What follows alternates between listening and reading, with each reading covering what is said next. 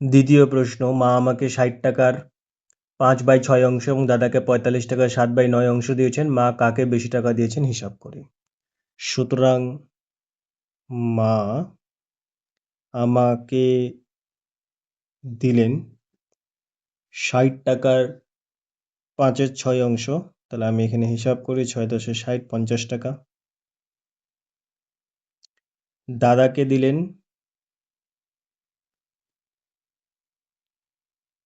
45 টাকার 7/9 অংশ, অর্থাৎ 5 নং 45, 5 7 35 টাকা। তো এখানে দেখতেই পাচ্ছ যে মা আমাকে বেশি টাকা দেয়। সুতরাং আমি লিখব মা আমাকে 50 টাকা দিলেন এবং কত টাকা বেশি দিলেন? 15 টাকা। 50 - 35 = 15 টাকা বেশি দিয়েছেন। এটা 2 নম্বর প্রশ্নের উত্তর হয়ে গেল। প্রশ্ন নম্বর 3, গণেশবাবু 3 দিনে একটি কাজে যথাক্রমে 3/14 অংশ, 4/7 অংশ এবং 1/21 অংশ শেষ করেছেন। তিনি 3 দিনে মোট কত অংশ কাজ শেষ করেছেন এবং এখনো কত অংশ কাজ করা বাকি আছে? তো আমি প্রথমে হিসাব করব। তিনি 3 দিনে মোট কাজ করলেন। 3 দিনে তিনি মোট কত কাজ করলেন? তো 3/14 অংশ যোগ 4/7 অংশ যোগ 1/21 অংশ, এটা হচ্ছে তিনি 3 দিনে মোট কত কাজ করলেন। আমরা জানি যে আমরা এক্ষেত্রে লসাগু নিই। তো চলো দেখা যাক লসাগু করে কত আসে। 21 7 14, 7 3 21, 7 1 14, 3 6 7 42, 42। তো 14কে 42 দিয়ে যদি আমি ভাগ করি 3, আর 3কে 3 দিয়ে গুণ করতে হয়, 3 × 3 = 9। 7 দিয়ে 42কে ভাগ করলে 6, আর 6কে 4 দিয়ে গুণ করলে 24। 21কে 42 ভাগ করলে 2, 2 1 = 2। তাহলে মোট কত হলো? 42, আর এখানে 9 2 11, 24 আর 11 কত হয়? 4 1 5, 2 1 3, তাহলে 35/42 অংশ। এবার আমরা জানি যে যখন মোট কাজ হয়, মোট কাজকে আমরা 1 অংশ ধরি সবসময়। মোট কাজ 1 অংশ। তো বাকি কাজ কত হবে? যে মোট কাজ থেকে যদি আমি যেইটুকু কাজ হয়ে গেছে সেটা বাকি বিয়োগ করলেই মোট কাজ বেরিয়ে যাবে। তো 1 অংশ বড়, 1 অংশ হচ্ছে মোট কাজ, আর কাজ অলরেডি হয়ে গেছে 35/42 অংশ। তাহলে বাকি কাজ কত হবে? 42 লসাগু থাকবে, 42 বিয়োগ 42 × 42 35। তো 42 থেকে 35 গেলে 7/42। তো এবার এটাকে আরো ছোট করি, 7 × 7 = 6 × 42, 1/6 অংশ। তাহলে 1/6 অংশ বাকি কাজ আছে।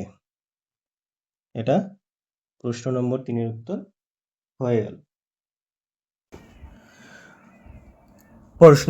চতুর্থ প্রশ্ন, একটি বাঁশের দৈর্ঘ্য 1/3 অংশ লাল রং, 1/5 অংশ সবুজ রং ও বাকি 14 মিটারে হলুদ রং দিয়েছি। বাঁশটি কত মিটার লম্বা হিসাব করি। খুব সহজ প্রশ্ন। বাঁশটির 1/3 আছে লাল রং, এত অংশে আছে সবুজ। তো লাল সবুজ রং মানে লাল সবুজ সম্পূর্ণ রং কত বের করি? 3 15 5 3, সুতরাং 8-এর 15 অংশ। তাহলে কি দেখলাম? 8-এর 15 অংশ হচ্ছে লাল ও সবুজ রং করা আছে। তো এখানে বলছে 14 মিটারে হলুদ রং দিয়েছে। আচ্ছা, এত অংশের লাল সবুজ রং করা আছে, আমরা সবসময় বলেছি মোট অংশকে 1 মানা হয়, মোট অংশ 1। এবার তো বাকি অংশ কত আছে?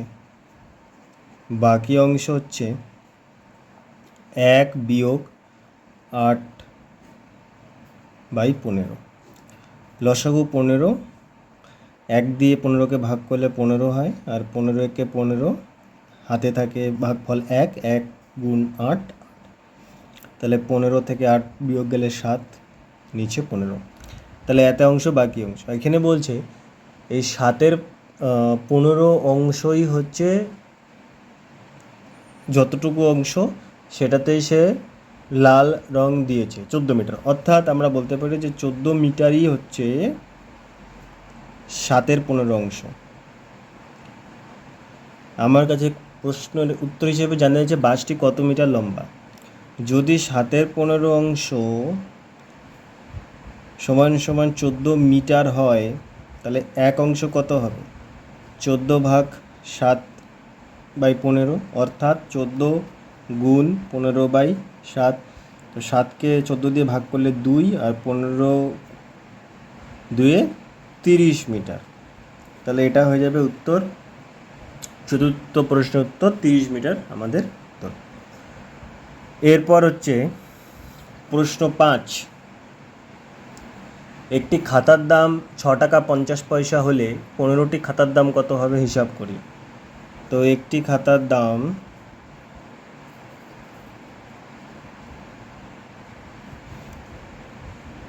এত টাকা, আর সুতরাং 15টি খাতার দাম কত হবে? 6.50 গুণ 15। তাহলে গুণ করা যাক, 6.50 গুণ 15। 5 0 0, 5 5 25, 5 হাতে আছে 2, 5 6 30, 2-এ 32। 1 0 0, 5 1 কে 5, 6 1 কে 6, 0 5 7 9। কয় ঘর পরে? 2 ঘর পরে, এখানেও 2 ঘর। সুতরাং 15টি খাতার দাম 97 টাকা 50 এত টাকা। বাস, এটাই আমাদের পঞ্চম প্রশ্নের উত্তর। ষষ্ঠ প্রশ্ন খুব সোজা। একটি বাক্সে 12টি চিনির প্যাকেট আছে, প্রতিটি প্যাকেটের জন্য 2.84 কেজি। বাক্স এবং প্যাকেটগুলির মোট ওজন 36 কেজি হলে হিসাব করে দেখি বাক্সটির ওজন কত। তাহলে চিনির প্যাকেট আমার কাছে আছে 12টি চিনির প্যাকেট, ঠিক তো? 12টি চিনির প্যাকেট আছে, প্রত্যেক প্যাকেটের ওজন 2.84 কেজি। তাহলে চিনির প্যাকেটের মোট ওজন যদি আমি বার করতে চাই, তাহলে আমি 12 গুণ 2.84 করব, তাহলে আমার চিনির প্যাকেটের মোট ওজন বের হয়ে যাবে, তাই তো? তাহলে 12.0 আর এখানে 2.84, এটাকে গুণ করা যাক, তো দশমিক না দিলেও হয়।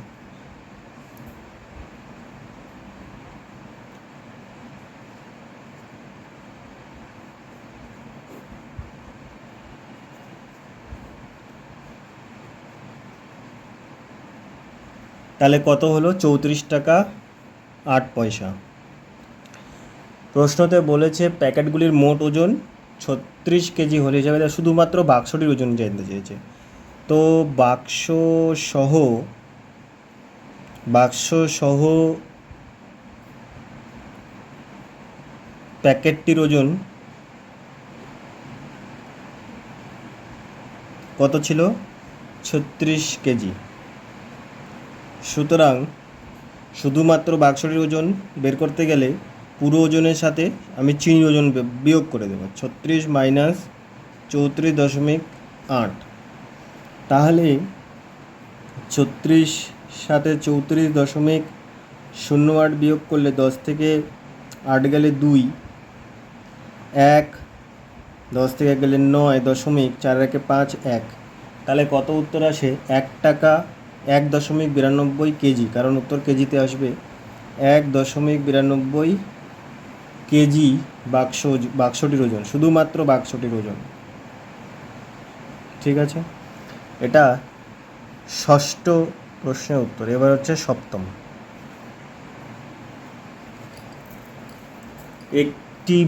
এক বস্তা চালের পরিমাণের 0.75 অংশের দাম 1800 টাকা হলে তার 0.15 অংশের দাম হিসাব করি। তাহলে এটা ঐকিক নিয়মে করে নেব। 0.75 অংশের দাম কত? 0.75 অংশের দাম 1800 টাকা। 1 অংশের দাম কত হবে? 1800 ভাগ 0.75 টাকা। আর 0.15 অংশের দাম কত হবে?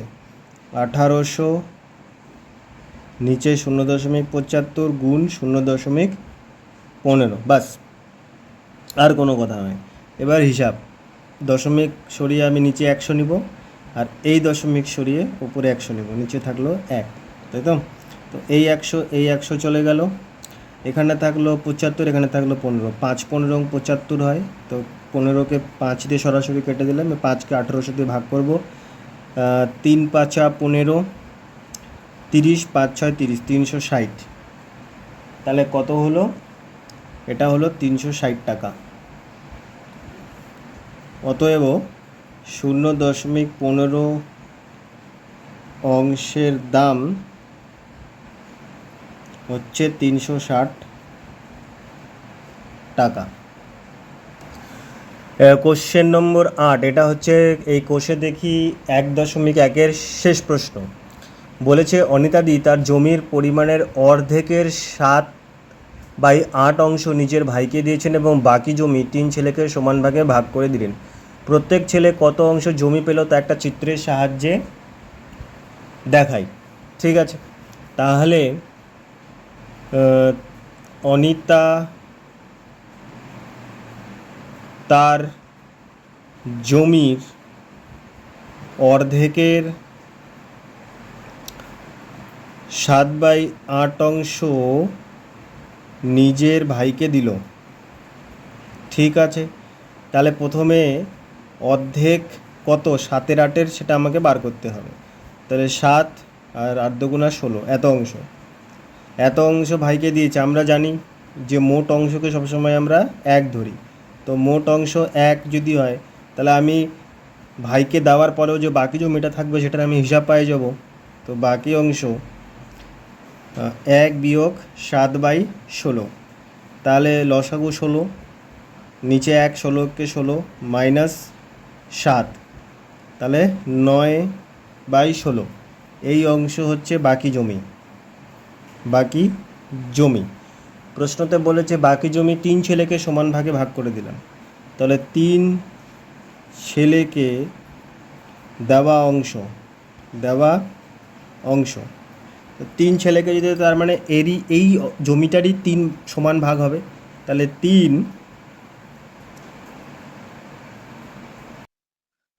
ছেলের দেওয়া অংশ আমি এবার বের করব, অর্থাৎ 9/16 গুণ 1/3।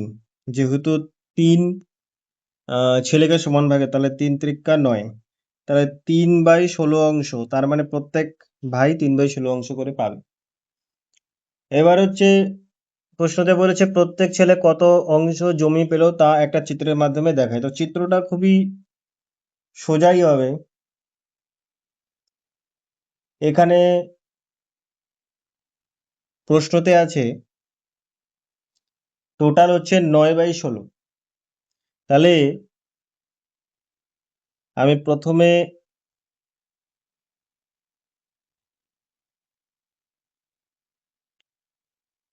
3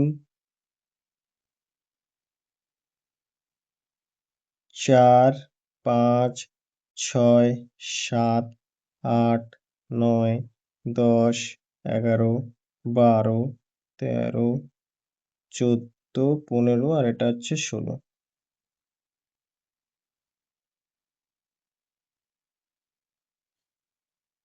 তার মধ্যে 7 অংশ অনিতাদির ভাই নিয়ে গেছে, তার মানে 7 অংশে কিছু হবে না। 7 অংশ। বাকি থাকলো 9 অংশ। 9 অংশের মধ্যে তাহলে প্রথম ভাই এটা 3 অংশ, দ্বিতীয় ভাই এই 3 অংশ, আর প্রথম ভাই এই 3 অংশ। তাহলে 3, 4, 5, 6, 7, 8, 9 এই 3 অংশে। তাহলে এটা হচ্ছে প্রথম ভাই, এটা হচ্ছে এই 3 হচ্ছে দ্বিতীয় ভাই, আর 1, 2, 3 এটা হচ্ছে তৃতীয় ভাই। আমি এখানে লিখে দিচ্ছি, এটা হচ্ছে প্রথম ভাই, এটা হচ্ছে দ্বিতীয় ভাইয়ের অংশ, আর এটা হচ্ছে তৃতীয় ভাইয়ের অংশ। এইভাবে আমরা করতে পারি। এখানে যদি চাও একটু শেডিং করা যেতে পারে। প্রথম ভাইয়ের জন্য ডট ডট, দ্বিতীয় ভাইয়ের জন্য এরকম, তৃতীয় ভাইয়ের জন্য এরকম, যদি তোমরা এটা পেন্সিলে করবে। তাহলে এই অঙ্কটার সাথেই কষে দেখে 1.1 শেষ হলো।